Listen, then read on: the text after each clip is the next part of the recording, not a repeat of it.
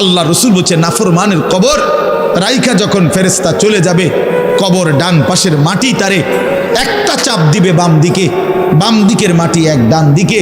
আল্লাহর কসম ডান পাশের হাড্ডি পাঁজর ভাঙ্গা ডান দিকে বাম দিকে চলে যাবে, বাম দিকের হাড্ডি পাঁজর ভাঙ্গা। রাসূলুল্লাহ সাল্লাল্লাহু আলাইহি ওয়াসাল্লাম বলছে, বন্ধু দেখেন, হাত্তা তাখতালিফা আদলাউহু, এই দুই আঙ্গুল যেভাবে এভাবে একটার ভিতরে ঢুকে গেছে, খোদার কসম ডান পাশের হাড্ডি পাঁজর বাম পাশের হাড্ডি পাঁজর এইভাবে একটার ভিতরে ঢুকে যায়। এটার অর্থ এটা। হ্যাঁ, রাসূলুল্লাহ সাল্লাল্লাহু আলাইহি সাল্লাম একদিন হযরত বারা ইবনে আযিব রাদিয়াল্লাহু তাআলা আনহু থেকে বর্ণিত, নবীজি একদিন এক সাহাবীর জানাজা পড়তে গেছেন। জানাজা পড়তে গিয়ে খালি কবরের সামনে কিছুক্ষণ দাঁড়াইছেন। তখনও ওনারে কবরে রাখে নাই, জানাজাও পড়ায় নাই। নবীজি আগে গিয়া কবরটার সামনে দাঁড়াইছে। হযরত বারা ইবনে আযিব বলেন, আমরা নবীজির সাথে ছিলাম। আল্লাহ নবী সাল্লাল্লাহু আলাইহি সাল্লাম কবরের খালি এই কবর দেখা অঝরে কাঁদতে শুরু করছে। আমরা সবাই সাহাবীরা নবীজির সাথে কাঁদতে শুরু করলাম। অনেকক্ষণ কাইদা নবীজি চোখের পানি মুইছা আজীব কথা বলছে নবী। রাসূলুল্লাহ সাল্লাল্লাহু আলাইহি সাল্লাম সাহাবীদেরকে লক্ষ্য করে বলছে, ইয়া ইখওয়ানি লিমিসলি হাদা ফাআইদ্দু, আমার বন্ধুরা, আমার সাথীরা, এই কবরে যাওয়ার জন্য তোমরাও রেডি হও। ফাআইদ্দু, তোমরাও প্রস্তুতি নাও, অচিরেই তুমি আমি সবাই এই কবরেই পৌঁছে যাইতে হবে। রাসূলুল্লাহ সাল্লাল্লাহু আলাইহি সাল্লাম বলছে, প্রিয় বন্ধু আমার, জওয়ান সাথী আমার, সামান্য এই কয়েকটি জওয়ানি নষ্ট না করা, নষ্ট না করা, কোনোভাবেই নষ্ট না করা। তো এই জন্য বললাম, এই সূরা মুলক এটা আল্লাহ তাআলা অত্যন্ত ফজিলতপূর্ণ একটি সূরা। রাসূলুল্লাহ সাল্লাল্লাহু আলাইহি সাল্লাম বলছেন এটা কবরের আযাব থেকে রক্ষা করবে। এই সূরা নিয়মিত তাফসীরের মধ্যে আমি নিজে পড়ছি, তাফসীরে কুরতুবীতে আছে। আল্লাহ নবী সাল্লাল্লাহু আলাইহি সাল্লাম বলেন, লাওয়াদিত্তু, নবীজি বলেন আমার দিলের আশা, আমার দিলের তামান্না, আমার উম্মতের প্রতিটা মুমিন তার কলিজার ভিতরে, তার জবানে এই সূরা মুলক থাকুক,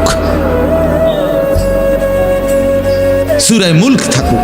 অর্থাৎ রাসূলুল্লাহ সাল্লাল্লাহু আলাইহি সাল্লাম বলতেন, আমার প্রতিটা মুমিন বান্দা উম্মত যেন এই সূরা মুলক তেলাওয়াত করে, যেন কবরের আযাব থেকে রক্ষা পায়। নবীজি 5 ওয়াক্ত নামাজের পরে, আল্লাহর কসম ভাই, এখানে অনেক ওলামায়ে কেরাম আছে, আপনি জিজ্ঞাসা করুন, নবীজি 5 ওয়াক্ত নামাজের পরে, সরদারে দু আলম নবীর তো কোনো গুনাহ নাই, তিনি নিষ্পাপ, তিনি তো জান্নাত উদ্বোধন করবেন। আনা আউয়ালু মান ইয়াকরাউ বাবাল জান্নাহ, নবী বলছে আমি সেই মুহাম্মদ যে প্রথম জান্নাতের দরজা আমি নাড়ব, জান্নাতের কড়া নাড়ব আমি মুহাম্মদ। ভিতর থেকে ফেরেশতা বলবে, আপনি কে? আমি বলবো মুহাম্মদ। ফেরেশতা বলবে, আনতাজিরুলাক, আমি তো আপনার অপেক্ষাই করছিলাম, আপনি আসবেন বলেই তো অপেক্ষায় ছিলাম, আপনি উদ্বোধন করে দিলেই তো বাকিরা ঢুকবে। তো সেই নবী যিনি জান্নাত উদ্বোধন করবেন, তিনি 5 ওয়াক্ত নামাজের পরে ভাইয়া প্রতিদিন তিনি যেই কথাটা দোয়া করতেন, এর মধ্যে একটা দোয়া এটা, আল্লাহুম্মা ইন্নী আউযু বিকা মিন আযাবিল কবর ওয়া মিন ফিতনাতিল কবর ওয়া মিন ফিতনাতিল মাসীহিদ দাজ্জাল ওয়া মিন ফিতনাতিল মাহইয়া ওয়াল মামাত। আল্লাহ, আমি কবরের আযাব থেকে পানাহ চাই। নবীজি নিজে বলতেন, নবীজি নিজে বলতেন। প্রিয় ভাই, বাবা আমার, চলেন সবাই নিয়ত করি, নিজেকে গুনাহ থেকে বাঁচানো দরকার, নিজের আল্লাহর নাফরমানি থেকে বাঁচানো দরকার।